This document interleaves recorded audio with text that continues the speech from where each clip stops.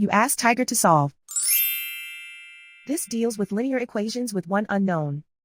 The final result is n equals 10. Let's solve it step by step. Simplify the expression.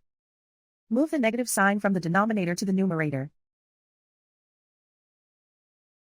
Expand the parentheses. Break up the fraction.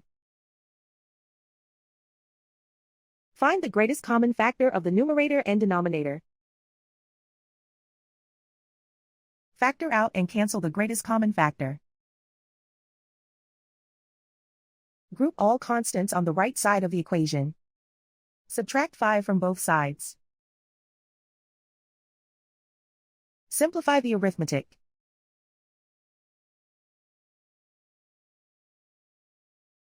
Isolate the n.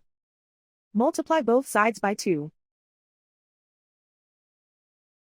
Group like terms. Multiply the coefficients. Simplify the arithmetic.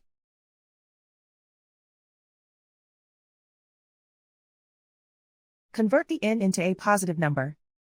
Multiply both sides by -1. Remove the ones. Simplify the arithmetic. And so the final result is n equals 10.